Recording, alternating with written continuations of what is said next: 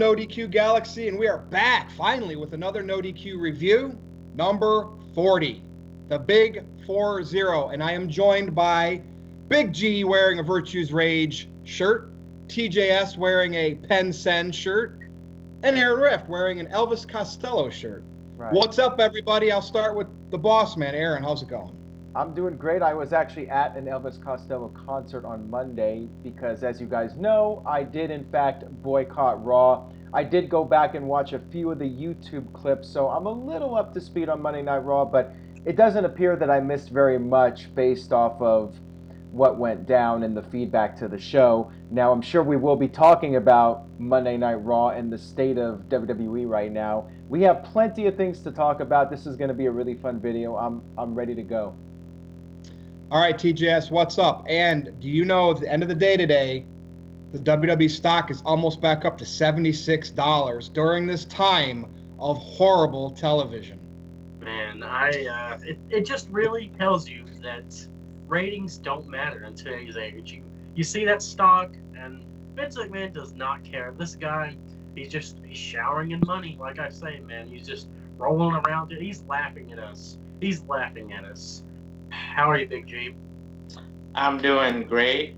I also skipped Monday Night Raw. I had date night this past Monday, watching Christmas movies, all snuggled up, and and Raw is gonna be Raw as long as we know it. So, well, let's talk about the first topic. And how did everyone's Raw boycott go? Or did anybody secretly watch it? Aaron, you mentioned that you watched some clips or whatnot. I, of course, watched it. Who else in the NoDQ Galaxy watched it? Aaron, Caitlin said she watched it, right? Yes, she did. Okay. So, it was what it was. I mean, that's my routine on Monday night. So I always have my Nintendo Switch or something so I can focus on that if something's bad. Big G, let's start with you. How did you boycott Raw, and did you catch up on it? Obviously, I know the answer, but tell everybody. Well, like I said, I had date night. I was watching Christmas movies with my girlfriend, and the day after, I did watch the YouTube clips. So I caught a little bit, Dean Ambrose's segment with the siren, which I thought was pretty cool. He came out looking like Bane. Then he took off his mask, and he looked like a '70s porn star with a necklace and that jacket of his, and it is what it is. And what else did I see?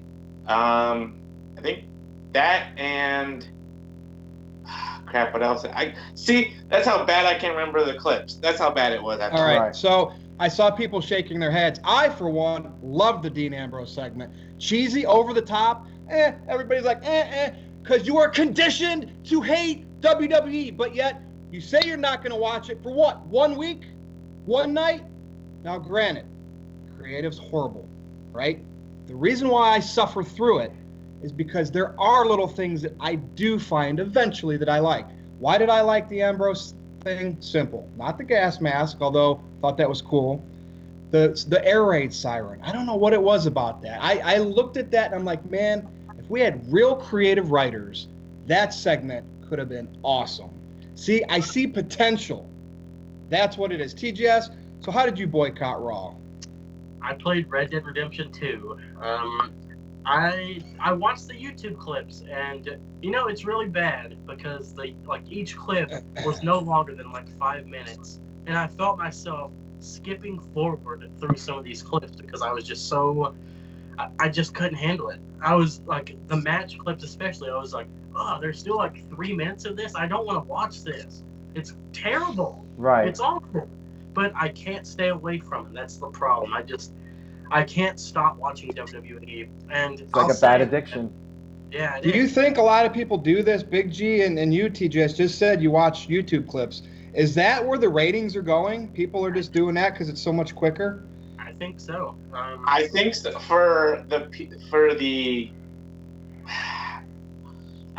hard to say because, I do watch Raw, and then the next day, if I did like something from Raw, then I'll go back to the YouTube clips and watch it again, make sure I didn't miss anything. And then on YouTube, they also have the top 10 moments for Raw, and SmackDown, like the biggest things that happened. And I watched that too, just to see, what they thought were the best 10 moments of Monday Night Raw. But you do have some people who don't watch Raw who just solely just watch the YouTube clips. Yeah. You never realize how long 3 hours is until you don't watch Raw. Right. I know Aaron was at a concert, but I was just sitting there constantly checking the clock, like, is Raw over? Is Raw over? Is Raw over? Is Raw over? It just felt so long to not be watching. Like, it's crazy to me. Just, I don't know. I watched the clips and I felt satisfied with that. I felt no need to watch the full thing. I could not subject myself to such torture. Right. Ugh. Well, what's funny is I was watching it and I felt like I was still wasting my time watching those YouTube clips. And Yeah. my impression from those clips watching it, first of all, it felt like that crowd was completely dead for the show. Like, they barely reacted to anything, it seems. Like, you would think WWE would at least try to sweeten up the crowd noise a little bit. Weren't for their there a YouTube lot of clips. empty seats in Raw that they couldn't cover up?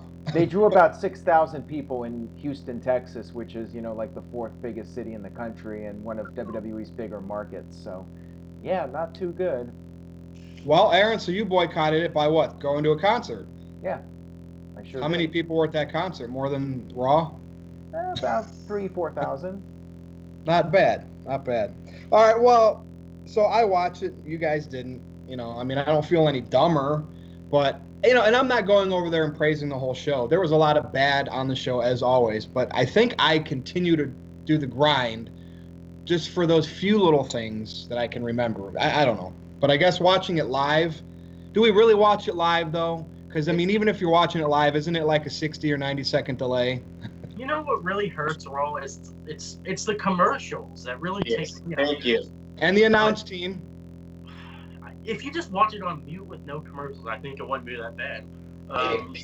Seriously though, like when the TV matches are happening, like I heard that Drew McIntyre versus Dolph was pretty good, but it had like 3 commercial breaks, right? I mean, it just takes me out of it when there's a commercial. And even SmackDown does the thing where they just do the side commercial, but it still takes me out because there's no sound. It just ruins it for me. Well, the thing is, like, the commercials kind of take you out of the moment. So if you want to get invested in a longer match, and that's the problem with doing long TV matches, in my opinion, I think the Vince Russo format of sticking to short matches on TV and building up storylines and developing the characters, I thought that worked way better with that period when they would have a short match, commercial, and then you would do another segment when you came back and you had a better flow, because if there's a long match, you're having to get invested in that, and when there's commercial breaks, that kind of takes you out of the moment. So I think Vince Russo's formula is better when it comes to television, and I really do feel that for the most part the TV matches should be short. Spend that time building up your characters and developing storylines. Make the pay-per-view seem worth watching. Let's watch the match now. Yeah. The problem is that with a 3-hour show, WWE has just gone in this lazy pattern of doing these long matches just to fill time. They have 2 guys go out there, do a promo, the promo turns into a match has 2 or 3 commercial breaks. Before you know it, first 45 minutes it's just built around a couple of people. I liked, I sound like an old man here, but back in my day, I liked it when we had a lot of different things happening and you wouldn't see too much of one person in 30, 40 minutes of the show. You maybe could see them for a few minutes here, maybe a few minutes later on, and then you would see other people and different things happening. So to me, that's a major problem with Raw right now, is that it's just not very intriguing as a viewer, and there's really no need to tune in live, and if you miss it, you really don't miss much. It's like watching a house show from home on your couch. At least with lame promos. Yeah, I mean, at least be strategic with the commercial breaks. Like, Aaron, do you remember in Breaking Bad where Walt had Crazy 8 tied up with the bike lock in the basement, and then he goes to make him the sandwich and passes out? AMC did not put a commercial between Walt making the sandwich and then passing out, only to wake up with or to come back with Crazy 8 dead. They strategically placed the commercial, so nothing major happened. Yep. I could just go on and on. Well, see, I actually don't mind if every once in a while, like, you had something, like a match end during the commercial break, just because, let's say WWE is real, right? It would add a little bit more realism to it. You know, if it was real life, a match theoretically could end during a commercial break. So I would not actually mind that if they did it every now and then, just to shake things up a little bit and condition people to think that anything can happen. You know, condition them so, you know, if the commercial comes, you know, you might miss the end of the match. You know, so you gotta stay tuned. You know. Or Raw ends at like 10:47, and then they got to show backstage promos or whatever for the last 12 minutes because, well, our event's done, and then let's get some fallout now. You know what I mean? Not all the time, but nope, it ends at exactly 11 o'clock now. But for kids, they don't know any better, right? Let's face it. We know the average age of a wrestling fan, viewers, in the 40s now, but I think WWE writes to 7 to 12-year-olds. They do. So, all right, the ratings. Big G was really grinding hard on this. So the stock's up to 75. Now, we were looking at, I was looking at Raw ratings. Big G also has SmackDown ratings. Yes. Obviously, when Raw goes down, it seems like SmackDown goes down. But SmackDown's the better show. Hey, so do people... Real quick. So the reason the stock's high is because, think about it. You're going to invest money in a company. You want to invest in a company that has that cash. And WWE, they got that cash from Saudi Arabia. That is a lot of change right there. So, yeah, I would invest too. I want a piece of that Saudi Arabia money. And who cares about morals? It's all about money. There's no marks anymore. They don't go for casual fans. They figure the hardcore fans are still going to stay, even if some claim to boycott. The marks now are the big countries that have a lot of money that want stadium events. Yep. And the TV networks. That's WWE's looking at them. Those are the people with the chalk outlines on their back from the carnies. Some people know what I'm talking about there, but the viewership for Raw. So we were looking, the peaks of the Raw ratings this year, when they were 3 million or higher, was around the big events. Royal Rumble. Now, obviously, Big G, we had the Raw 25 before the Royal Rumble, highest rating of the year, right over 4 million, a little bit. All right, so then around Mania, Raw was over 3 million. Yeah. Even Money in the Bank, there was a Raw right around 3 million, and SummerSlam. Yep. Now, after SummerSlam, and after any of the major events, during the crap months where they just seem like they don't care for these other pay-per-views, the ratings slide. Right. Not even, you can't even say, well, Roman's the champ. After SummerSlam, the ratings slid when he won the Universal title. They started going up a little bit, right, mid-October, because we're getting closer to Survivor Series season. He's out now. Survivor Series Raw couldn't even get to 3 million like the other big four. The other big. It was about 2.5. That's alarming. That's where we're at. So what's everyone's thoughts with the Raw and SmackDown viewership? And, of course, SmackDown's been tanking too, but it's the better show. Is it really a good show, or is it just looking like it's good because Raw's so bad? And is the bar that low? And I'm not talking about the tag champs. TJS, your opinion? It's hard to say. Sometimes I feel like SmackDown's great. Sometimes I feel like Raw was terrible, so that makes SmackDown good by default. And sometimes I feel like both shows were just awful. And I think that ratings just matter less and less now because WWE has almost 40 million YouTube subscribers, and we know that that's monetized. We know that WWE has revenue coming in from that. They've got WWE Music, you know, they have Spotify, iTunes, WWE Network, they sell the video games. They've just got so many channels of revenue that they have coming in that I don't think that live TV really matters as much as it did, you know, in the old days, because people have DVR now, people can catch the YouTube clips, people tweet out GIFs now. You know, you can just watch the GIF if you don't want to watch the whole show. There's highlight videos on YouTube. There's just so many different ways that you can watch it. Now, TJS, to add to your point, so you know how the ratings are 2.2, 2.3 million, very low for Raw? That's just a domestic figure, isn't it? Yeah, I mean, that doesn't count the people that are interested in WWE across the country or the world now, which is, let's face it, back when they were drawing Attitude Era numbers, they were global, but not like they are today, and they're making money from every little nook and cranny over the globe. So that's a great point. Yeah, you know. There's even those little third-party websites now that post Raw and SmackDown illegally, and people stream it there, and that doesn't count towards the overall viewership. So you really got to think about all the avenues that people catch the product. Right. I mean, and the average person doesn't want to sit down for 3 hours and watch Yeah. a mediocre product. So, Absolutely. You know, I think Aaron, that what's your thoughts on all these ratings and the decline? And is there any light at the end of the tunnel here? well, I would hope so, but I'm not going to bet my life on it. Let's just put it that way. Like TGS said, like the 3 hours is really what kills Raw, first of all. And I've never really been a fan of the 3 hour Raws going back to when that they started, just because I remember Nitro, and when Nitro went to 3 hours, I thought that that was overkill. I was never a fan of Nitro going to 3 hours. It was just too long. And eventually they did go back to 2 hours. However, they lost that third hour of advertising revenue, which helped their decline even faster.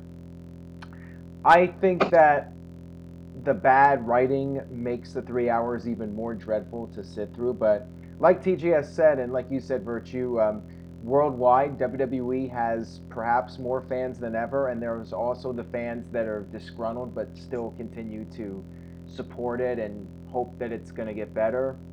Yep. It's kind of scary though, these numbers, you know. TNA, their peak was 2 million, and now WWE's creeping close to 2 million. SmackDown's even lower. SmackDown went under 2 million this week. Now, why is that? Is it because of AJ Styles? Is it because of Daniel Bryan? I would say it's just the fact that, number one, SmackDown has historically been seen as the B show. No matter how good it is, it's still booked that And way. Survivor Series didn't help the matters. Bingo. Yeah, that WWE has conditioned the audience to believe that SmackDown is inferior to Raw. So that's the big problem right there, and they haven't really done much in recent years to reverse that. I mean, for that brief period, SmackDown was on a bit of a roll, but let's face it, the real stars are on Raw, and WWE has conditioned fans to believe that for years. So that's the problem too. You know, I don't think it really has anything to do with AJ or Bryan or the quality of SmackDown. SmackDown is usually a better show, but at the same time, it's also a 2 hour show, and I think that just makes the show better in that sense because it moves at a faster pace and there's less overall filler. But Big G, anything you would like to add to all this regarding why the numbers are down? And you did do some research. And Big G, I'm going to ask you this question before you start. Has SmackDown ever beat Raw in the ratings? Don't answer that right yet. And think of the Transformers movies or the Michael Bay movies. They don't sell necessarily that well in the United States, right? Some of them considered bombs over here. But you know what? They sell in China. They sell across the world. And those type of movies remind me of today's WWE product. Big G, take it away. Well, looking from the numbers that I have in front of me, from the beginning of the year, January 15th, all the way till April 30th, Raw has had over 3 million viewers. So for some reason, at the beginning of the year, it seems like a lot of people watch it, and then Mania season.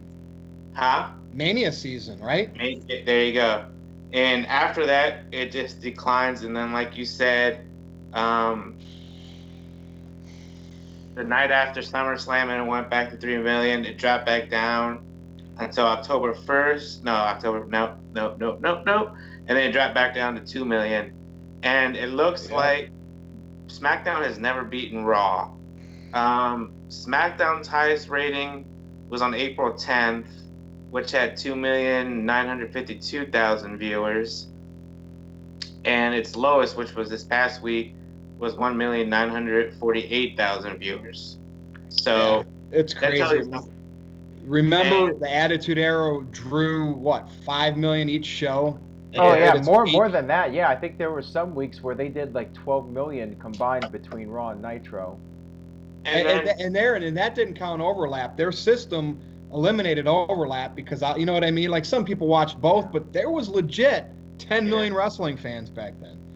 Yeah. Well, and then there's another thing. I want to go back to your stock thing. You said it's going back up to what, $74? Yeah, it was in the high 60s, and then this week it's just went back up.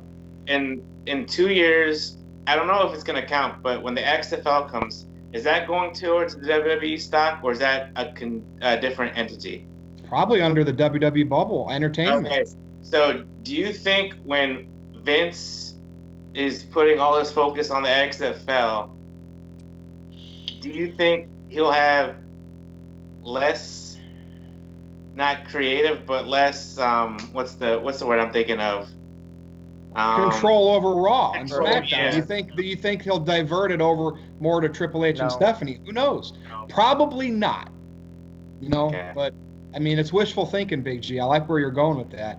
Yeah, because he's putting millions of dollars into the XFL again. They already announced the 8 cities that they're going to be in. So I think he's going to be a lot more serious than it was the last time. And I think he's going to put more focus into it. And then, you don't think so, TGS? I don't think so. I think that this is the XFL is secondary to Vince. Vince loves his WWE. He wants to be in control. He's raised the WWE. XFL is just, it's something that He'll Vince probably have some does. football people dealing with that.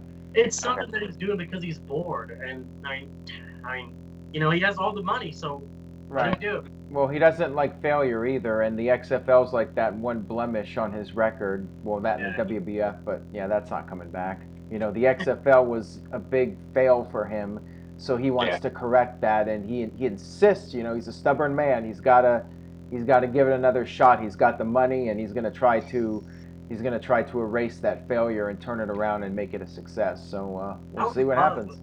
I love what you're saying, though, Big G. It would be great if he would just, you know, maybe step down as chairman of WWE, but I don't see it. Not even chairman, but just give up some of his control and let the writers do what they get paid for, to write good stories. I don't know if the writers get paid to kiss Vince's to be ass. honest with you, Big G. They don't have any. I think they need to do the Raw creative team or the Raw writing team, whoever does it. They need to go watch a couple episodes of NXT and see how it's done down there. And they say, "Oh, wait, if we can do that, maybe more people will be interested in watching Raw again." It's wrestling, I think though. it's two different audience types. Right. Yeah, I know it is, but if you do some of that, you can bring some of the NXT fans who really don't watch Raw or SmackDown. Then you can have them watch Raw and SmackDown as well. Then if they made it a little, not exactly like NXT, but just a little bit. Keep in mind, NXT is a 1-hour show too, so yeah, I know. But Big G, you're saying something like this, right? We'll do fantasy booking for 1 second here. Let's have a State of the WWE address, right? And have Vince show up on Raw, Stephanie, Triple H, they're all in the ring, maybe even Shane, I don't know. And then at the end of a Raw, too, build it up and have that segment, main event Raw. And then have, out of nowhere, Triple H kicks Vince and pedigrees him, and then NXT talent comes out and stands on the stage. Just to make like an invasion angle, but again, I don't think Vince thinks NXT's a draw. That's the problem. Right. That's the problem. That's the problem. Yeah, he's like we said before, he's stuck in his ways. I think I even read once, I can't remember where exactly, if it was on NoDQ, but apparently Vince doesn't watch NXT or something like that. I don't know. Well, I think Triple H or somebody shot that baby. down. No, not Triple H. I think Cody. Cody's the one that shot it down, saying that's BS. Oh, okay. Vince still has control over everything. Well, that's ratings, folks, and we're going to have to see what happens, because right now, no Roman Reigns. They don't know. Vince is panicking. Vince does not know who he wants to lead his show, right? And Brock's a part-timer, and I thought it was good to put the title back on Brock, but only if he drops it to the next big star.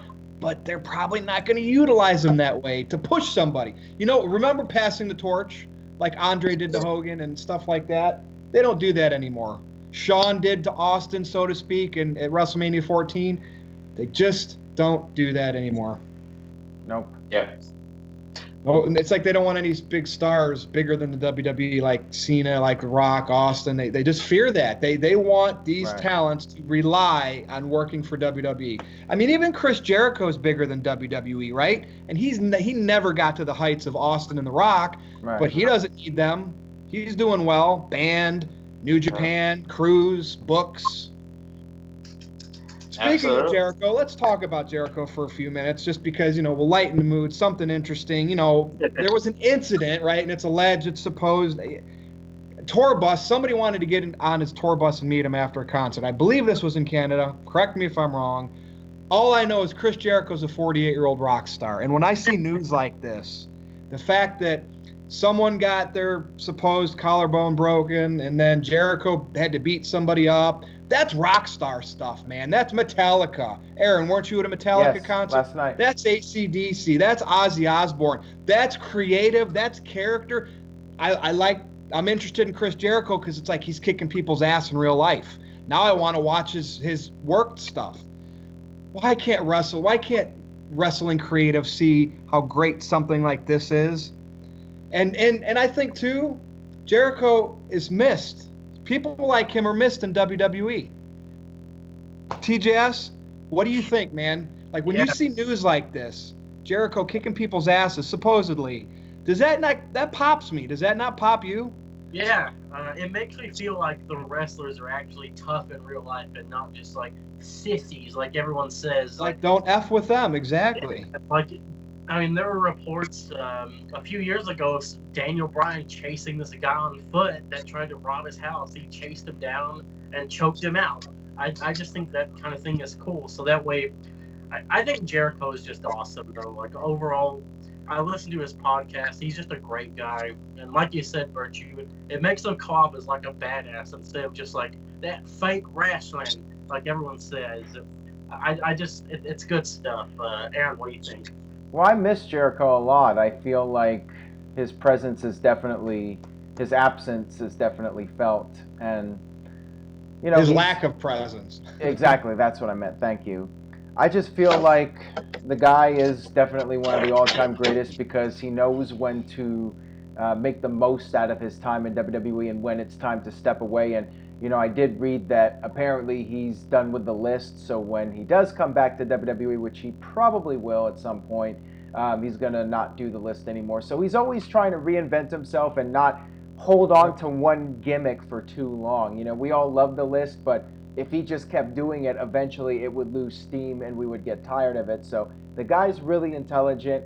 He's always reinventing himself and changing things up. And I think all the young guys out there breaking into wrestling, they should study Jericho because he knows how to make the most out of his career and have that longevity as a performer and just know what to do business-wise, He will go to New Japan. He'll go to Ring of Honor. He'll do his band. He'll do his cruise.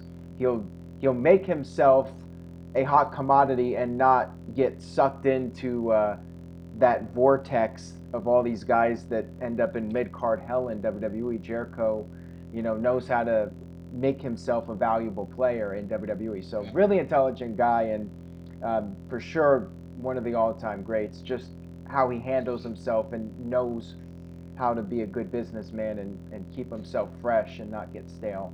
Big G, any thoughts on the whole Jericho situation?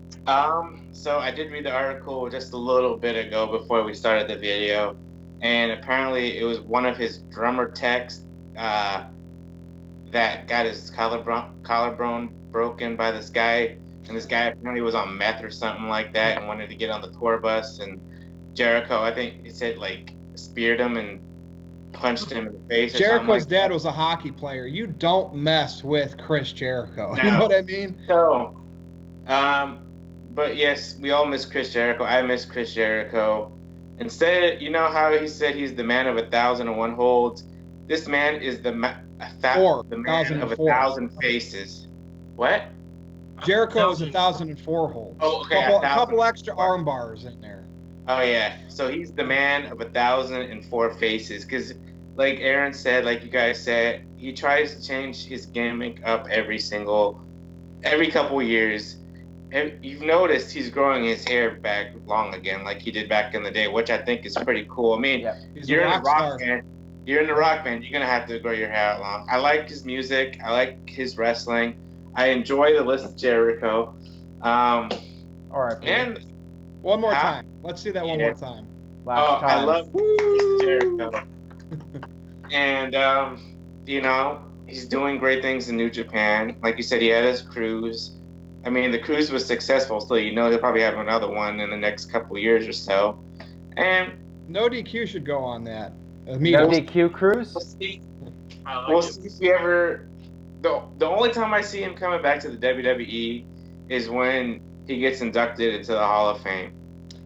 He'll be back. He'll be back before then. I personally think he's showing public heat towards WWE, like he doesn't care about them, because he wants to divert the fans. Because one day he's going to show up and it's going to be a surprise, and we'll be like, what? He's done everything though in WWE, so there's no point for him to come back. It's still he's a light. He wants to elevate his brand. He's done everything. Aaron, what was that? No, he wants to elevate his brand. So he will say, hey, yeah, I don't need WWE. I'm gonna do New Japan or whatever, and that's his way of negotiating. The same way Brock Lesnar will say, hey, I'm gonna go do a UFC fight, and that's his way of playing the two sides against each other and getting the best deal for himself. So again, Jericho's a smart businessman, trying to get the biggest paycheck possible and just keep his brand strong. And you know what I'd like to see? If you know how WWE loves going after these UFC people now, I'd like to see them get Conor McGregor. When Conor finally says, I'm not going to fight anymore, and you would think, oh, Conor and Brock and all that. No, you know what? I want Conor McGregor versus Chris Jericho. Damn, that would be sweet. But anyway, whatever. Fantasy booking. We had some unfortunate news. Seems like we always get with deaths. And today, as we're recording this, Larry the Axe Hennig. So that would be Curtis Axel's grandpa, Mr. Perfect, Kurt Hennig's dad, passed away. That sucks because we have we have Curtis Axel left, and we don't see him. They don't use him, not even in a comedy role anymore. So, rest in peace to Larry the Axe Hennig, and of course Dynamite Kid. And what I remember of Dynamite Kid, the British Bulldogs, to me, were one of my first favorite tag teams of the 80s. And I remember they feuded against the Hart Foundation. They were the tag team champions. I remember they had the Bulldog. Davey Boy obviously was a star. Dynamite Kid battled a lot of injuries. I remember him as like the first Chris Benoit. Yep. Not in a bad way, but like the style, the smaller guy, but ripped. And I'll tell you what, it just sucks that he was pretty much out of wrestling because he got hurt, and I really only remember so much about him, this little, because I was just getting into wrestling when he was a tag team champion with Davey Boy Smith. And looking back now, when something like this happens, you go on YouTube, you start watching more stuff, you go on the network. Damn, man, could have had even with Chris Benoit, you think what could have been. So any thoughts around the horn? Aaron, I'll start with you because you're my generation, right? So you might know a little bit more than the other two youngies here. What do you think on Dynamite Kid? I hate these things. Well, man. He was like an early version of Chris Benoit. He was a smaller guy, like you said, very put together. He was in great shape, and he was very intense. He did a lot of fast-paced wrestling and something that was more in line with what we see today than what we saw in the 1980s when it was that era of the big guys, slow-paced, more character-based. Dynamite Kid was a different breed of a wrestler for that time. So he was definitely ahead of his time and deserves that recognition for his accomplishments. And no doubt he was an influence to Chris Benoit, Chris Jericho, and countless others.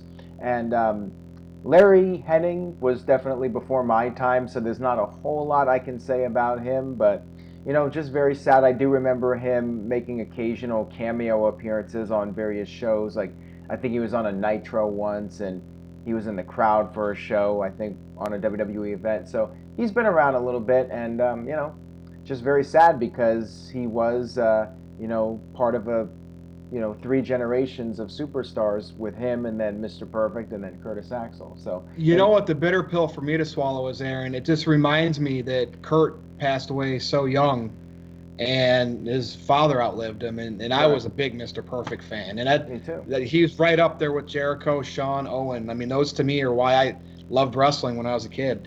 TJS, did you do any thoughts on these two guys? Well, he wasn't even alive when I think Mr. Perfect died. No, but he's a diligent student, so yeah, he gets his minute. It's tragic.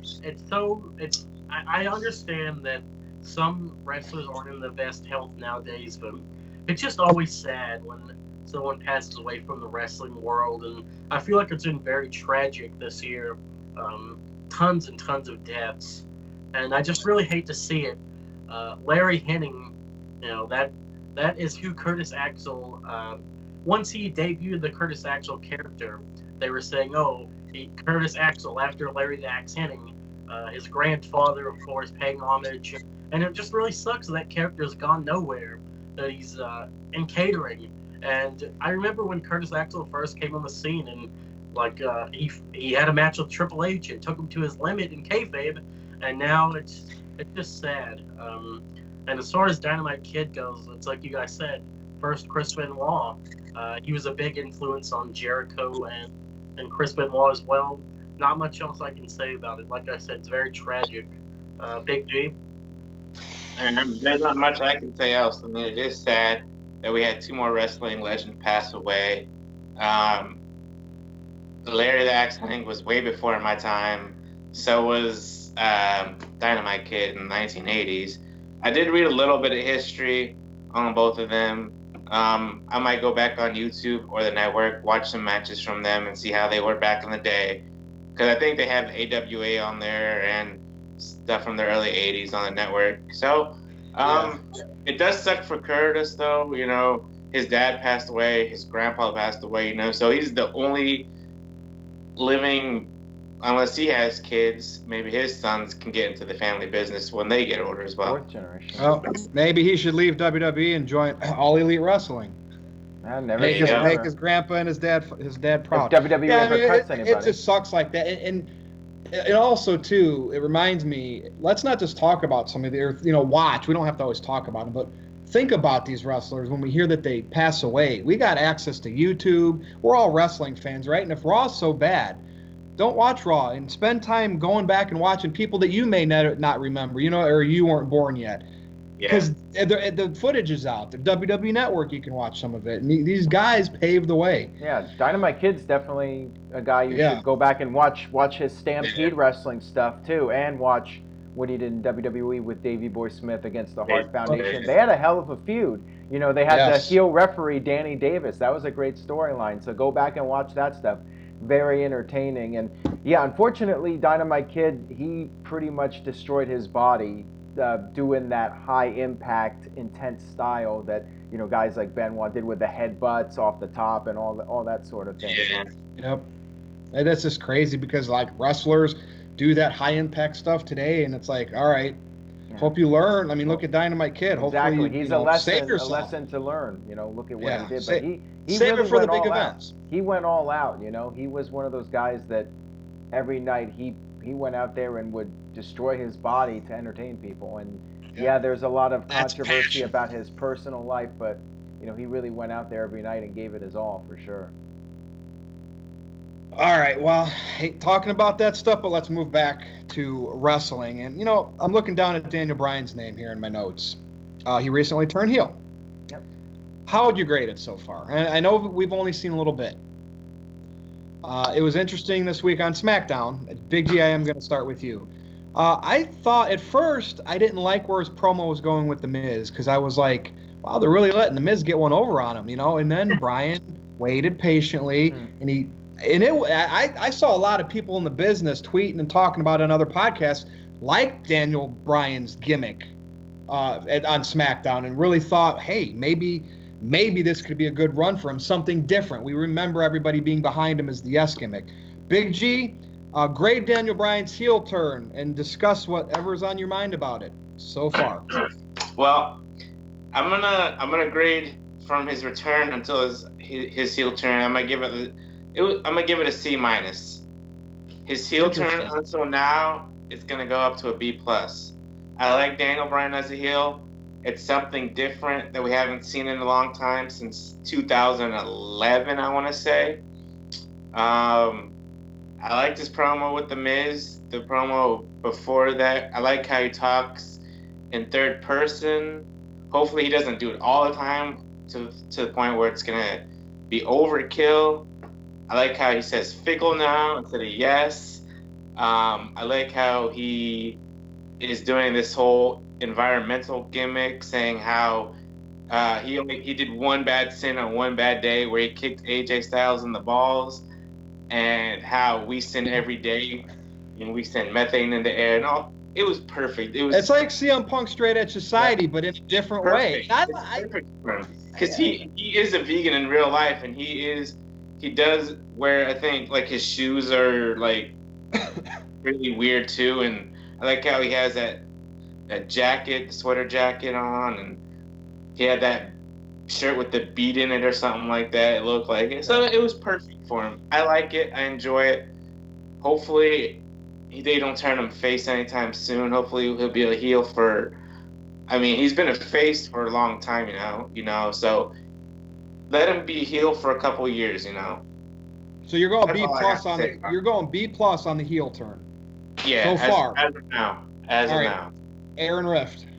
So far, I would say it's an A. I think he's done a great job with it, and like I said on NoDQ Live, I think that was the highlight of the show. Daniel Bryan coming out there and just developing this new heel persona. I do think it's funny though that all the heels in WWE right now are pretty much preaching morality, and you can kind of understand their viewpoints. But the thing about Bryan that makes it great is that he's pretty much thumbing his nose at everybody and saying, "Hey, my way's the best way, and you're all wrong if you're doing something different from me." So that's what makes it work. What's kind of like it's like Chris Jericho. It's like a lot of people, CM Punk, and like Right to Censor, for instance. Preaching morality, but also in a way where you're looking down on everybody and that sort of thing. So that's what makes Go it look great. up the definition of the word virtue too, by the way, and you'll understand why I named myself that. Okay, Just gotcha. go look at the definition. I think he's doing a tremendous job with it so far, and I'm very entertained. And he needed it because he came back and it was cool he was back, but then it kind of fizzled out a little bit, and I feel like people were not really that invested in him, and he was just there. And I found myself watching Smackdown. Sometimes when he would be out there wrestling, I was on Twitter or doing something else, and I wasn't really paying attention to his matches. But now he has this chance to just reinvent himself. Like we said earlier, you got to change things up, and the yes thing was only going to work for so long. You got to do something different and go in a different direction. So yeah, so far so good. I like it. TJS, your thoughts? Exquisite storytelling. He got rid of the yes-trons. He took the yes side plates off the title. He looks crazy now. If you look at his hair, he doesn't brush it anymore. He just looks like a madman. And he comes out there. Take your hat off for a second. Like that. Yes, Okay. like this. And he screams like the environmental nonsense. It's awesome. And what's really good is you didn't hear Daniel Bryan say, "Oh, Houston, Texas, what a dump." He didn't do the cheap heat. Instead, he was saying, "You people are destroying the planet." He just came off as such a madman, and I just think it's awesome. Yeah. And also you had him, wrestle Brock at Survivor Series, and it was after Survivor Series that Daniel started acting crazy. So it's like he said, Brock Lesnar beat the old Daniel Bryan out of him. So we have this new Daniel Bryan who's much wiser, more experienced. If you remember in NXT, in 2010, he was called a nerd and everything for being an environmentalist. Michael Cole will always be like, Daniel Bryan doesn't even own a TV. And now this guy is arguably one of the hottest acts of the company. He looks crazy with the beard and everything. He's not the bowl cut nerd anymore. And it's awesome. I really hope that him and The Miz don't end up being partners, though. Right. I think those two need to be enemies. I think Miz should turn babyface, which I thought that was going to happen, but maybe not. Not sure what's going on there, but so far, this heel turn, A+. I love it. Oh, wow. Very Michael Cole shouldn't be calling anybody a nerd, by the way. Yeah. I give it an A. Right? It takes a lot to get a plus from me, but I didn't give it an A until this week on SmackDown. I've been clamoring for WWE to allow one of their talents to be condescending to the fans in the proper way and really to be smarky back to them. And I'm hoping this Daniel Bryan heel gimmick will be that guy. That's what I said they should always do with Roman. Even if they wanted to push him as a babyface, let him shoot on the crowd, right? If you're going to get booed, give them their own medicine back. Right. And Daniel Bryan, I think, is in that role now, and he kind of has to be because people love him, right? The yes chant. So how are you going to get people to boo you and hate you as a heel? You got to be condescending to him. So right now, A. And Big G, you're there. You're almost there. Maybe one more week, and you'll bump that up. I mean, it is really good, and I'm just thinking. Here's a thought. Do you think they had this planned out for a while, the heel turn, or did they think, hey, when they were in Atlanta, and he and AJ fought, and the fans were booing Daniel Bryan? Do you think backstage they're like, hey, they're booing him. What if we turn him heel? I don't think so. I think No. that one Becky Lynch getting punched by Nia, I think, was the catalyst to change it. It could have been in somebody's mind. Right, somebody may have pitched the idea. If they planned on turning him heel, then I don't think they would have done the whole co-captain storyline or started it with The Miz. Right. I think that, like you guys said, Becky getting punched was Vince like, we have to do something different here. Yeah. And one more thing I want to add. If you remember when Daniel Bryan was a heel, before he was doing the no thing, and that was a comedy thing, like it or not, just saying no instead of yes. Now he just completely ignores the yes chants. He goes out there, goes like this, like he's gonna do it, and then just walks out there like. They tried to what him, and he's like, "That was so 20 years ago." Yeah. Like that, the smarkiness back to the fans, to me, is gold. That's all we needed. It's awesome. When was the last time that the WWE champion was the highlight of a show? It's about time. Yeah, it is.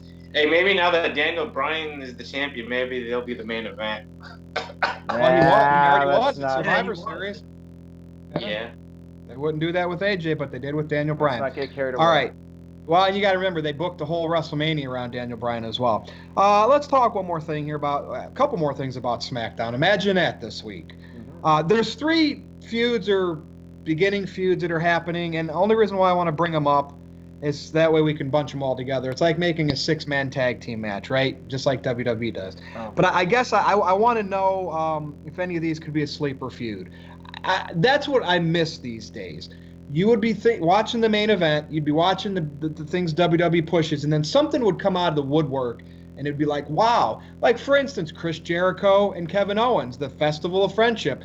You know what I mean? That type of stuff. I want to have something that I'm not expecting to be like really great, be great. And do any of these fit that bill? Aaron Rift, I'll start with you. Joe versus Hardy. Joe's a bartender now. That's interesting. Nakamura versus Rusev. You can chuckle and laugh, but it's potential. And then Orton versus Ray. Do you think any one of these 3 could be a sleeper feud of something we talk about for years to come, or are they all just going to be blah? Well, I feel like Rusev and Nakamura is going to go nowhere. I feel like those guys are probably going to be on the kickoff of TLC, or they might not even be on the card at this point. Actually, I don't even think they are. They might be, though. Who knows? They could be added as a kickoff match. They already have like 10 matches for the pay-per-view, and I don't think somebody might have to look it up. I actually posted it earlier, so I should know, but I already forgot. So, yeah. What does that say about the product? Yeah, exactly. Like I like the fact that they're actually doing a feud, but my feeling is it's going to be a kickoff match, or they're just going to do a blow off on SmackDown. Maybe Rusev will win the U.S. title. I don't know. I really don't care. Orton versus Rey Mysterio is fine, but we've already seen it before. I did like that RKO from the other week when Rey was doing that slide to the outside. That was pretty sweet. So it may turn out to be a good match. It's fine. I don't know if it's going to be like a big hit or anything, but Joe versus Jeff Hardy, I think that does have some potential, even though it is kind of like a repeat of CM Punk versus Jeff Hardy. It's kind of the same thing here where, and again, Joe's using the morality thing, and he's a heel here. But the thing is, he's putting down Jeff Hardy, who's having problems. Instead of trying to help a guy when he's down, you're kicking him when he's down, and that's what makes him a good heel. So I do like the storyline, and I'm curious to see where it goes, and I think those guys could have a really interesting feud. I did mention this on NoDQ Live. I would not mind seeing like Joe show footage from Victory Road. I don't think they're going to do that, but I think that would be hilarious if they actually showed the footage of him there and Joe making a big deal out of it. I think it would Yeah, I agree, Aaron. I kind of wish Joe would befriend Jeff initially and get him to come to his bar and get Jeff to start drinking again and then turn on him. Like, you know what I mean? But we don't get that storytelling anymore because, Right. you know, don't want to fall off the wagon. Well, you know, you can have iced tea in your beer bottle for a Right. story. But you of know? the three of them, I would say I think Joe and Jeff Hardy has the most potential. But Big G, what do you think? Yeah, I'm gonna agree with you on pretty much everything you said. But I mean, Rusev and Nakamura. Okay, they could have. They're in Las Vegas next week, so they could have a U.S. title match there, and Rusev win it there, and not even be on TLC, and that'll be just a one-off. Nakamura will get his rematch, and that'll be it. Orton and Mysterio, I think, could be a good feud. I mean, we've seen them back in the day when they had the feud, and now they're feuding again, and making it a little bit more personal with Orton tearing off the mask and everything like that. Right. And I think it was it you, Virtue, and I, when we talked about it, have like Dominic come in and get an RKO or something like that? He's getting trained by Lance Storm, so God, it would be cool because he's huge. He's like taller than Ray. He's probably as tall as Orton. And then Joe and Hardy, I think, would be a good feud as well. You know, me and Virtue talked about it on Tuesday. He mentioned, you know, or Joe befriending Hardy, but like you said, we don't get anything like that. So, I mean, if it was us three writing everything, or anybody else, Us three. So which one of us four isn't going to be on the team? TJS. I had to. He's too busy being the toilet. Good night, everybody. That was good right there. We need somebody to flush the toilet for us. Between the four of us now, we could write something to where all three feuds would potentially be feuds of the year. But with how creative is and writing is, I don't think we're gonna get anything exciting. We're just gonna have matches after matches after matches after matches. Like we've seen Jeff Hardy and Randy Orton so many times, right? And they had Orton and Hardy again. But I mean, they did build it up on Joe and Hardy because they had Joe on the Titantron, and you know, distract Jeff. So we got a little bit of a build up with the storyline. We'll see where it goes from here. I don't think they're gonna fight at TLC because that's just too early. Right. I would have them feud at the Royal Rumble or even a couple Smackdowns afterwards. You know, some build up the storylines. That's what they need to do nowadays. But like we said before, they don't. We just get a little bit of a build up, a match, and we get bored and tired of it, and we complain and bitch.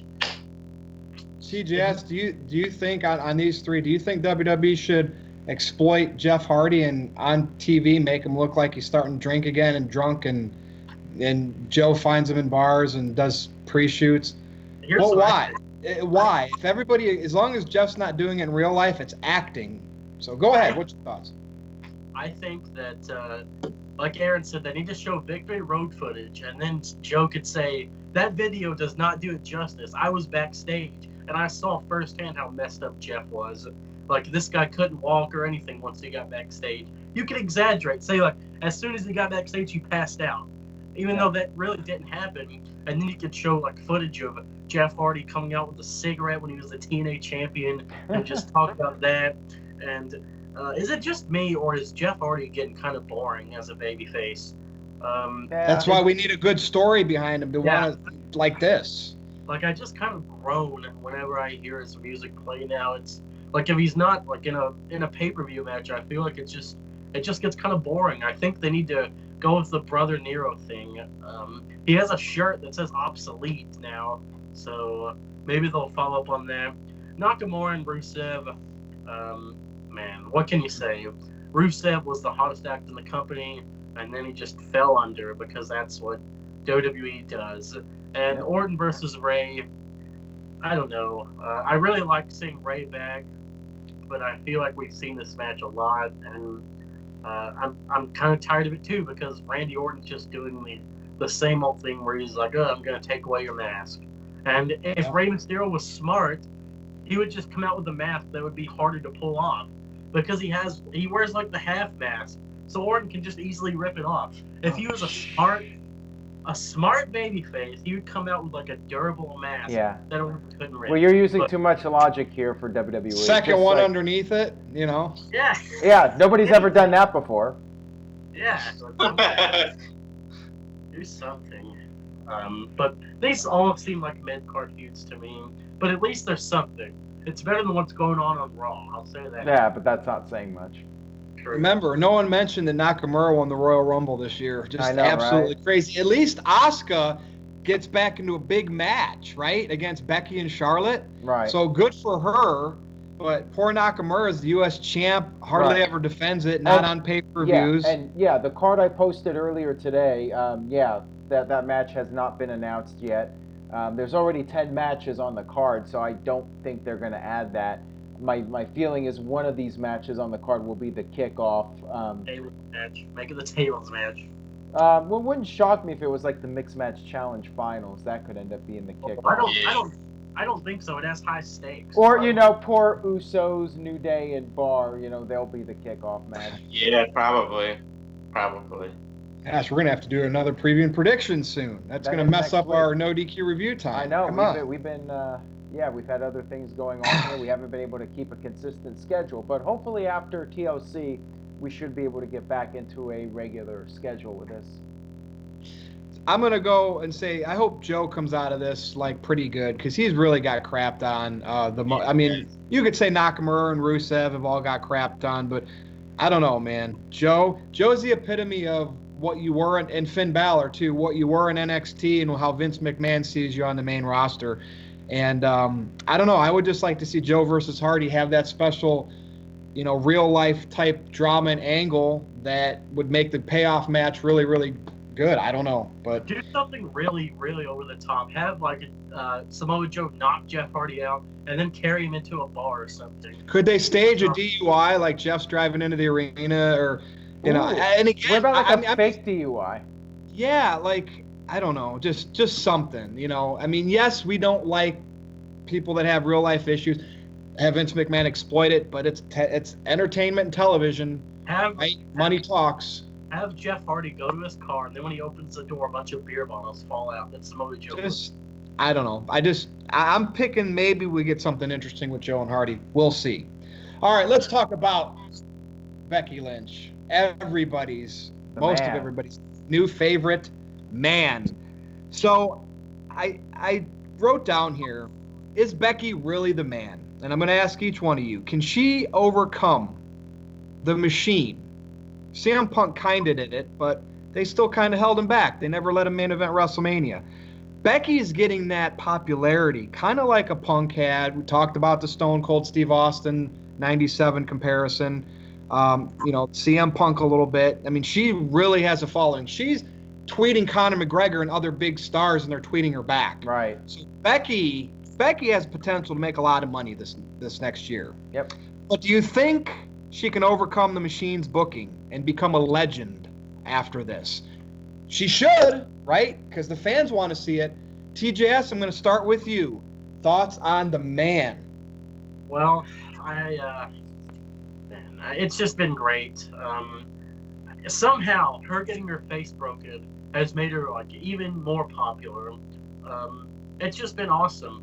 I can't believe that Becky Lynch used to be lost in the shuffle. She used to just do the comedy where she just made the puns and did her little flying firearm, I believe it was called. And do you remember the tea time? Yep. And it's crazy to think what a heel turn could do for someone. Yep. And Becky, man, it's like I said, I think she needs to close WrestleMania with Ronda. And I stand by that. She even made this contract signing entertaining. She just straight up laughed after she signed the contract. Like that, I just think that's so cool. She has the Trons and everything. Just excellent. I love every single bit of this character. And I think that, I think she's going to overcome the booking because you can't boo her. No one can boo her because I think that she's the female Stone Cold Steve Austin, but in her own way. She has like her own twist to it. Right. And it's just... Red hair? It's very hard to outshine Charlotte Flair, but that's what Becky's done. It's crazy. I love it. Aaron? She has outshined everybody. Very well said, TJS. I think you made some great points, and I agree with you. I think that she is going to overcome the booking because WWE, first of all, they are on a women's evolution kick. There's been talk about a possible Queen of the Ring tournament next year, and they're probably going to do another women's pay-per-view. So WWE is still pushing to book the women as strongly as possible. Ronda Rousey headlining WrestleMania seems like it's a realistic possibility, especially now that Roman Reigns is out of the picture. I think the odds of that have increased even more.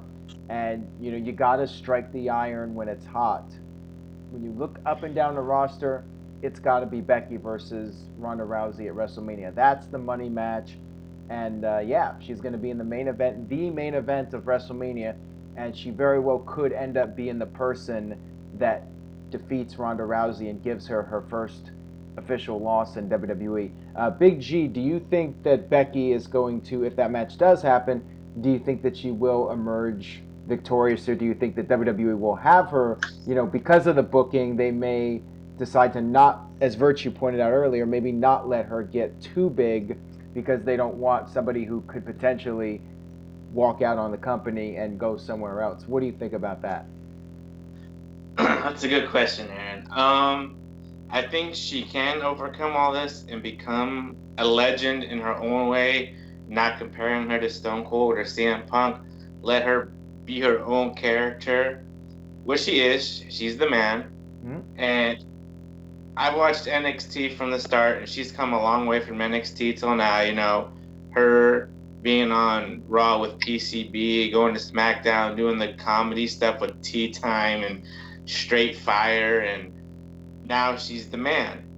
Now, as far as her main eventing WrestleMania with Ronda, I can see that being like a 75% chance of happening, and I see like 50. I don't know how they could have Ronda win it, or they could have Becky win it. It depends on who's more popular during that time. If Ronda's gonna start getting booed, or if Becky's gonna get cheered even more, and we'll see. We'll go when the time comes. I mean, we could see at TLC, because it's dual brand. I'm gonna do some fantasy booking here. We could see somehow after Becky Lynch wins her match or loses her match, she comes out and interferes in Ronda and Nia's match, and has distracts Ronda and has Nia win. That way they can build up their feud a little bit more. That way when Royal Rumble comes up, they can feud a little bit more, and then at WrestleMania they can have their match. All right, let me ask you guys this, because my memory's already. When was the last time Becky Lynch main evented any show? It's been a while. I don't think she's ever closed the pay-per-view before. Let's slow our roll. Maybe she has somewhere, but let's slow our roll about WrestleMania. Right. It's a dream. Fans want it, But when does WWE give fans what they want? Yeah, but they are also politically correct, and right now, putting the women in the main event is the right thing for publicity. And I still think Charlotte's she's gonna get that spot. So I don't know how. And the reason why I say that, I just don't, as great as Becky has been for herself and her brand, and her fans are behind her, I just don't think in today's WWE, the machine is going to get behind her enough to let her become a bigger star than them. And I've already seen Nia wailing at her. Charlotte in the promo on SmackDown I think she went off script a little bit, because it seemed like Becky was taken aback a little bit. And Charlotte kind of said some things back to Becky and made Becky like, we were supposed to say that? I just think that other stars that are already in their spot. Now, Nia, because she's The Rock's cousin. Charlotte, because she's Ric Flair's daughter. They're not afraid to throw potatoes and say things that maybe weren't scripted. And I think they're going to do everything they can to hold Becky back. And I think the machine is going to make it hard. So I hate saying this. We'll get great stuff, don't get me wrong, out of Becky. I just don't think she's going to get into the main event of WrestleMania because of the machine. That's just my thought. Doesn't mean I don't want it to happen. So you think it's going to be Ronda Charlotte at WrestleMania? I think that's what the original plan was. And what did we get last year? Brock and Roman Reigns, the original plan. I know how WWE is. in a story. Now, granted, Daniel Bryan happened in Right. 2015. Was it 14? Yeah. Okay. So you never say never, right? But look back to CM Punk. Everything was epic with him. They held him into the mid card, more or less. Right. Yeah. It's just the machine likes who they like, and despite who the fans want, you know. If she drops the title, I think that's a good sign, actually. Right. If That- Asuka Yeah, wins it's not it. that I don't want it. I'm just trying to be realistic here, and I still think Charlotte Ronda and Becky's gonna, maybe Becky is in it too, but they're already doing a triple threat with Asuka. Who knows? Right. We'll have to see. I just don't. You can't bet against the machine, right? WWE. It's hard to. I mean, you're right. I understand, Richard. I mean, you're just being realistic about it. I know. We Yeah, all. but I Yeah. know people think I hate Becky. I have a picture with a cardboard cutout on my profile of all my social It's media. a profile picture. Right? I understand. And Aaron, we've talked about Becky for all year on the NoDQ review, and you and I have both said we like her, but why aren't they Right. doing anything with her? It's out there, people. I like Becky. I'm not trolling you. I'm just trying to be realistic. And you're making a great point, because it is hard to really have confidence that WWE is going to do what the fans want to see. It would be cool if it happened. It I mean, would. could you imagine Becky closing Mania and winning? I mean, that's huge. I mean, Daniel you Bryan, got- WrestleMania 30. Yeah, I mean, it's a huge moment. If WWE really cares about the women's revolution and making the women the focal point and giving the fans that special moment, that would be Yep. it. And Huge. the lack of star power, Huge. too. That's another thing. That could help her, because there's no Roman around right now. And I mean, you can have Brock main event again. Like, hopefully not. Yeah. I don't know. Oh, we've had a great NoDQ review, but Absolutely. let's do an open potluck main event. And I said in the chat, I want everybody to pick, and it could probably be something we already talked about today. I want everybody to pick something to rage about. What? And it could be Raw, right? It could be you don't like the Dean Ambrose promo, whatever it is. But Big G, I'm looking at you. So in the main event right now, before we close out this NoDQ review number 40. Rage about something in wrestling, anything. Well, I got a bone to pick with Aaron and TJS. Nice. I get to watch. You got popcorn? All right. I don't need it. Both of you said TJS. You said NXT is boring, or NXT UK is boring. Boy, here we go.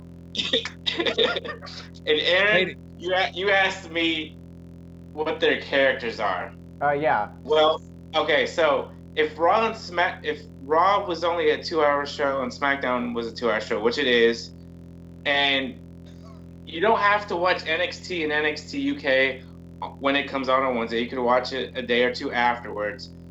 If Raw was if Raw was 2 hours and SmackDown, which is 2 hours, would you guys give NXT? Well, I know Aaron doesn't watch NXT at all, or NXT UK, but TJS, would you give NXT UK a chance?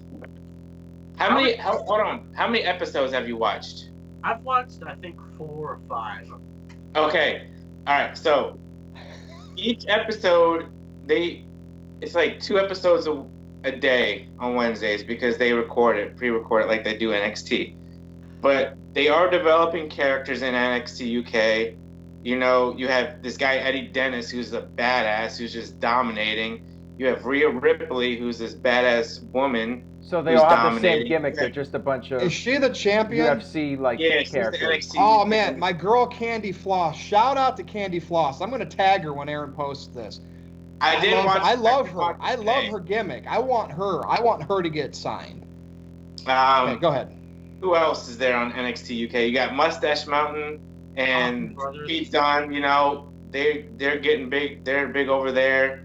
They have Gallus, which consists of Wolfgang and the Coffee Brothers. They're these Scottish guys who believe that NXT UK is their kingdom. It's still starting out.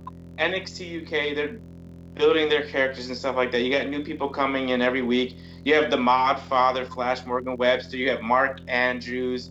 You have all these different people, and it's such a breath of fresh air when you see these new and upcoming talents from NXT and NXT UK to see these. I'm repeating myself. These new talents. You're excited. It's exciting to watch.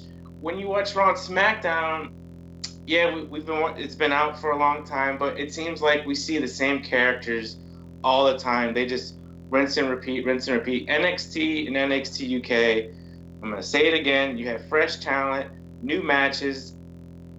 They don't make these long-ass matches. They do short matches. They build the storylines. They build their characters. And that's why I think a lot of people go on the network and watch NXT and NXT UK because it's a breath of fresh air. So You were showing me that list of the most watched network shows, and I saw a lot of NXT sprinkled in the top 10 there. yeah, and I'm gonna say it again. It's a breath of fresh air. Oh, all right. You should join that tea party that Stephen Osborne has going on NoDQ. NXT UK is not a bad show. It's that I'm not invested in the characters because I don't know who they are. You would be Candy Flaw. Well, I think she was just the one-time appearance. It was the one-time thing. There's potential. It's people just coming out there and wrestling. There's no like real promos in it from what I've seen. And I don't just want to watch people fight. I want to know why these people are fighting. Right. And That's why you have to keep on watching it because the storylines keep on developing with the different people. You just can't watch one episode and base it off of. I miss. All right, here's my rage. I miss larger than life characters. I want to see a live action comic book character. I want to see somebody who is have that in NXT. somebody. If you see Lars Sullivan. okay, let me tell you this. Any of these guys, Mark Andrews or anybody you named, if you saw them in an airport with 500 people, would you even recognize them? No. They're vanilla midgets. Damn it. I hate to sound like Kevin Nash here, but I want to see more guys that look like stars. I sound like Big Vito here, quite frankly. I want to see somebody where there's 500 people in a room. That guy is going to stand out from everybody else. I want to see more people like that. I want to see guys that have personality. I want to see characters that are over the top. I want to see more $1 Million Man Ted DiBiase's. I want to see more Jake the Snake Roberts type characters. We're not gonna Macho get that Man anymore Randy because we're not Savage. in that era anymore. But I want to see more characters. And ratings are plummeting. Yeah, and even during the Attitude Era. And Stone Cold Steve Austin, the beer-swilling redneck, toughest SOB in the WWE. I want to see The Rock. I want to see Mankind. I want to see The Undertaker, Kane. These were characters that were over-the-top, live-action comic book characters. I don't want to see Joe Schmo who goes out there with plain tights and does a bunch of flips. I want to see characters. I want to see guys with layers and adjectives that you can use to describe them other than they're just a badass who stands around and does flips. So that's my rage. Well, TJS, you have to do a rage now, and then I have to pick a winner of you three. Oh, I'm going to rage. But first, I want to know, Aaron, who do you think is the most iconic character in WWE right now that's not an old-timer? Somebody who's currently in WWE. I hate to say it, but probably Roman Reigns or Brock Lesnar. I hate to say it. Fair. So Becky's on her way, by the way, if WWE doesn't drop the ball with her. Yeah. So we're going to talk about championships and how they're props. They're secondary. Look at the Intercontinental Championship on Raw. This used to be the workhouse or the workhorse championship, and now, why is Dean Ambrose getting a shot at the title? What did he do? What did he do to earn the title shot? He turned heel. So when do you consider the Intercontinental Championship was great? Like, are you talking like back in the larger-than-life era? Mr. Perfect, you know? And I miss those vignettes. Here's another rage. I miss when we actually had, like, the vignettes to... This one doesn't count for as great, but go ahead. To elevate the characters and get you invested in them. I like when Mr. Perfect would do the basketball. And I brought up Ted DiBiase earlier when they would have him shut down the pool. I miss those segments. I'd rather see those segments than guys going out there and doing flips. I think those vignettes were way more effective in making me care about the characters and get invested in them.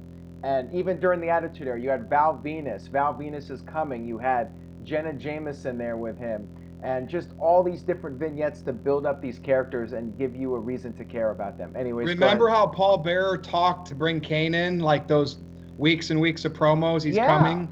Yeah, like that was storytelling and that was building up interest and suspense. Like you're wondering, when's Kane going to show up? What's he going to look like? What's he going to do? All these questions. And now they announce that stuff in advance now. It's like Lars Sullivan. It'll say like next week. Right, Yeah. and they never have cliffhangers anymore. I mean, that's another rant. I'm sure we've talked about that before. You know, Breaking Bad. You know, we mentioned Breaking Bad earlier.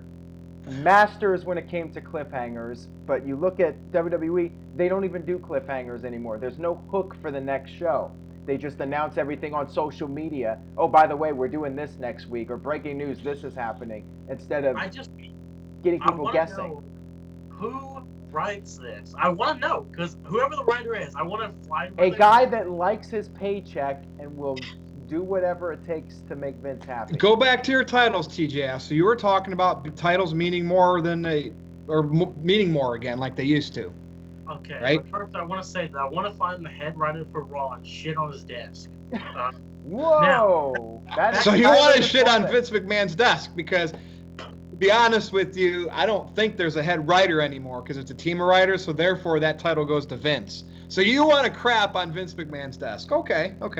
I wish A lot of people probably do. He could buy you off for $500, by the way. Oh God, Kayfabe Candy Ass is gonna do a graphic of that. Oh boy!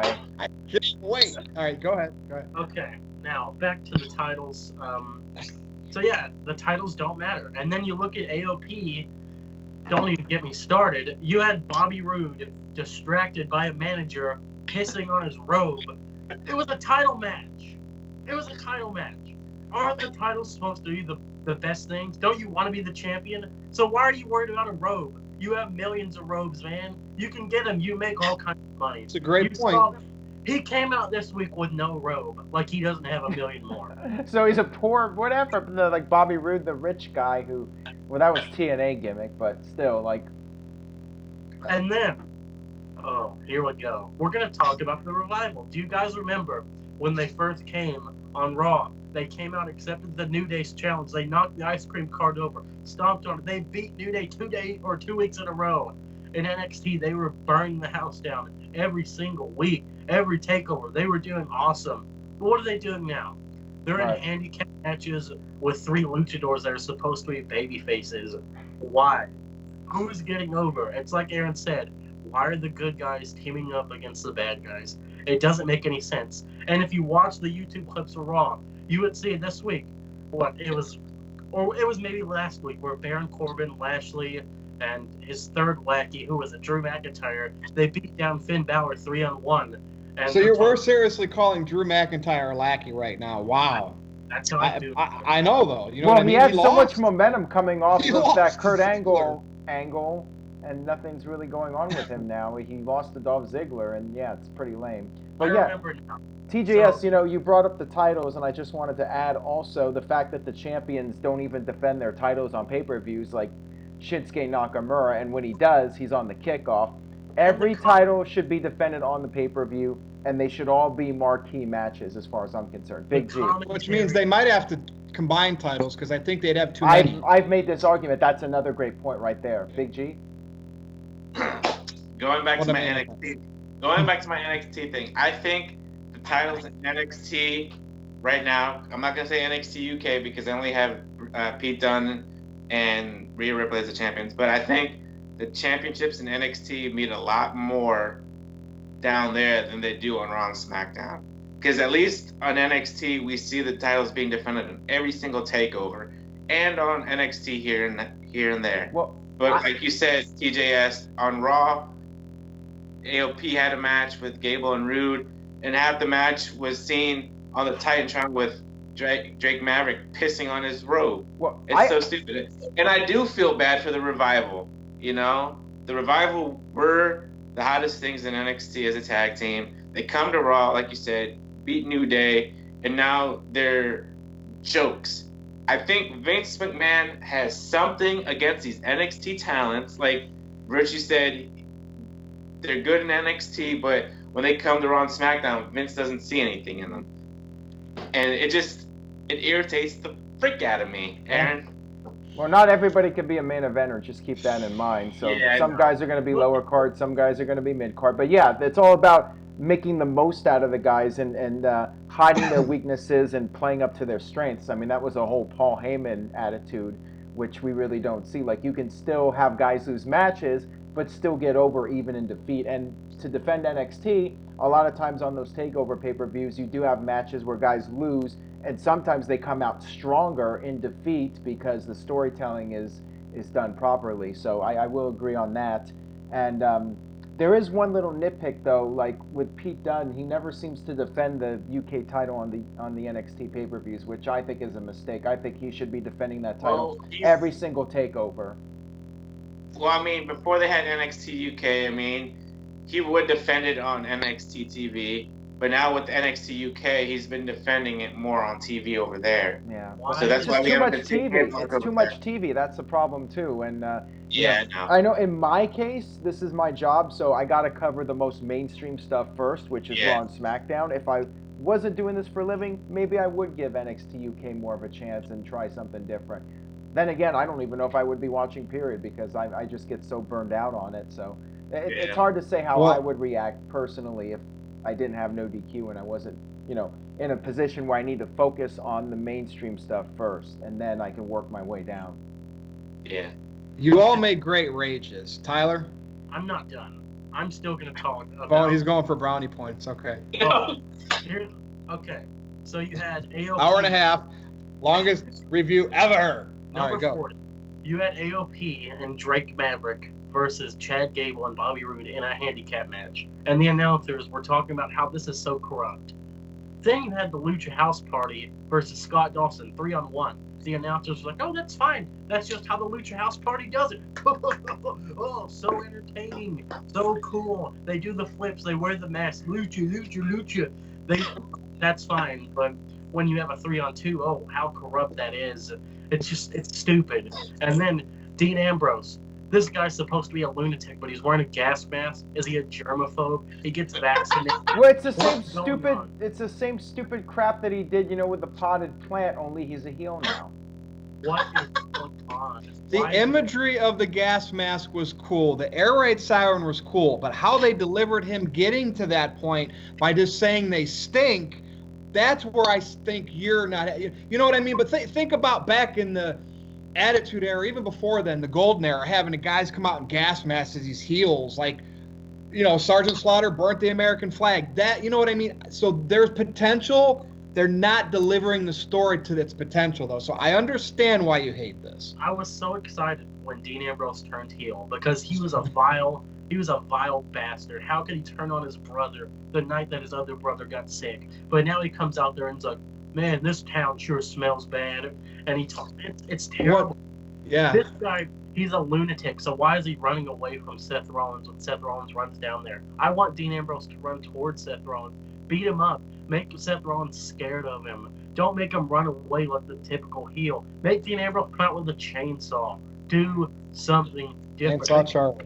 We don't want the same old Seth. Like, he's basically how Seth Rollins used to be, isn't he? He just comes up here and he's like, man, this town sucks. I'm tired of it. It's in repeat. I'm surprised that when Dean Ambrose came out in that gas mask, he didn't say, I don't want to catch leukemia. And the reason why I'm saying that is because WWE, it's my time to rage now, stop talking about Roman Reigns having leukemia in your storylines unless it's a work, unless you already know that his doctor said he's back in remission, but we're going to milk it. Unless you know that, stop talking about a disease that kills people, right? You do all your philanthropy stuff with Connor's Cure and all that. Roman is sick. Let him be sick. If he wants to make public appearances at college football games and whatnot, that's fine, to show his fans he's doing okay. Stop talking about leukemia in the damn promos. Well, maybe he approved it. Maybe his attitude is like, well, if you're going to die in the ring, die, do that because it's good for business. I don't think that. I don't think he approved that. I think they know more than we do, and things are looking optimistic. Maybe that's why they're talking about it a lot. But let the guy go away for a while, right? Because if he does beat this, which he will, it goes into remission, and when he comes back, you don't have people wondering how his health is, so that can make it all more meaningful when he's back. But instead, now you're throwing shots at leukemia, right, just to build an angle. By the How? way, my line Talk was... about it when he comes back, when he's Yeah. healthy. My line When was, he's if you're healthy. going to die, die in the ring. It's good for business. That was the Roddy Piper quote that a promoter told him. And keep in mind, Roman Reigns is an old school guy, so he may have that attitude. Hey, you know what? If you guys can make money off of this, then do it. Take a negative and turn it into Yeah, a but positive. that's not him dying in the ring, though. Let him be out there and do it himself. Let him be. I mean, granted, if he's sick, he probably can't travel and I stuff. mean, he's got that, he's the old school mentality. Let's draw money, This is the same company that had Randy Orton say that Eddie Guerrero was in hell. That is true. It's the same company that made fun of Jim Ross's Bell palsy. Like they're dirty. And they said, Katie Vicks. and Stephanie McMahon recently said dismembered in a promo after they come back from Saudi Arabia. WWE doesn't care. And one more thing that I wanted to talk about was Renee Young. When the commentators are like, "So Renee, what do you know about this with Dean Ambrose?" And then she's just like, "I don't know. I don't know, guys. Like, who writes it?" And they just keep repeating it every single week, too. And then they go into what about the soft voice thing? They should have showed Renee sitting in commentary with a mask on, too. Yeah, like that's Dean. Maybe Renee could benefit from a heel turn at this point, just to shake things up with her a little bit. There's no. Well, we all had something to rage about. I can't do it anymore. I'm gonna have. That's fine. Aaron Rift is the winner because I think when he got you two flustered more than you flustered him. So I'm gonna give him this week's win. So you guys can go back and rewatch this if we ever do this segment again, and then you can figure it out. But yeah, it's basically like Roman Reigns picking Vince McMahon right here. So, pretty much. Whatever. Yeah, he knows how to be. Go back and watch it. No DQ Galaxy. Put in the comments. Don't count mine because it was my idea. But between TJS, Big G, and Aaron Rift, who had the best rage? It's okay. I'm the predictions champ. So. Just because I said Aaron Rift won, what if everybody in the comments said TJS won? Well, we'll have to do debate, spark interest. We should do this rage thing every week. Like everybody has a rage topic. Let's see how it goes over. I really hope you put this up as a premiere where we get to chat along as it goes. But if not, that's okay. That's it. We've probably hit an hour and a half, so let's do our plugs. All right, sounds good. TJS. NoDQ.com/TJS takes you to my Facebook. Add me there. We could talk. And then Twitter @NoDQ_TJS. Follow me there. It'll be a good time. Also, there's a petition that Scott Dawson has tweeted out. You can go sign it, and they're talking about banning Lucha House rules. Please sign it. There's like 4,000 signatures on it. You're part of the problem. You're not part of the solution by bringing that up. Look, I think that this needs you're to be buying signed. into the storyline now is what you're doing. So basically you're saying, hey, it's okay what they're doing. You're getting into it. You're like, yeah, we got to sign the petition. Yeah. So now they're going to say like, oh, there's 4,000 signatures. So we're going to do more Lucha House rules. It's awful. Anyway, that's all for me. Big G. NoDQ.com/Big G. Takes you to my Twitter page. I'm finally over 200 followers. I'm getting up there. NoDQ_Big G takes you to Instagram. Jeffrey Hiltul is my Facebook. NoDQ.com/shirts. We're all wearing shirts. Virtue's got his new NoDQ.com/ #FireVirtue. And even if you're not one of my haters, you can still get this shirt. It's not bad. I want you to get it. I think it's cool. It's like NWO. And this coming Tuesday, if we do our Facebook Live, hopefully it's done right. With your wonderful graphics. Will be the 1 year anniversary of Virtue's Rage on Facebook Live. All right. So that is it for the Big G. Aaron Rift. So yeah, you guys pretty much plugged everything. Make sure you follow all the No DQ personalities, TJS, Big G, Virtue. Follow all the great characters. Good old JM Jeff Meacham over at NoDQ.com/Jeff. Follow Caitlin at Caitlin with an I. Follow Aaron, the other Aaron, ERIN, NoDQ.com/Aaron. Follow Kayfabe Candy Ass, who has been creating some amazing artwork, absolutely hilarious. So. Pooping on Vince McMahon's desk, kayfabe. Pooping on Vince McMahon's desk. Yeah, NoDQ.com/KCA will take you to his page. He's an awesome guy, so go follow his stuff, check out his videos, and follow Greg, of course, who's been doing a great job with Wrestling Trivia Challenge. Keep checking out those episodes, and you see TJS has the Pen Send t-shirt, rocking that. And follow Stefan and General Jerry. They're doing a great job with the NXT recaps of the weekly Wednesday show plus the NXT UK. Check out everybody. Interstate Kyle's doing his stuff too. He's still around. Cindy, of course, who's been absolutely wonderful, being helpful with the channel. And Noah Foster too is a new guy that we have on the team now. He's doing the graphs for us with the predictions, and go check him out, Noah Foster. You can find him on Twitter. I got to make him a NoDQ URL, but we'll have him on soon. Follow everybody. If I missed anybody, I apologize.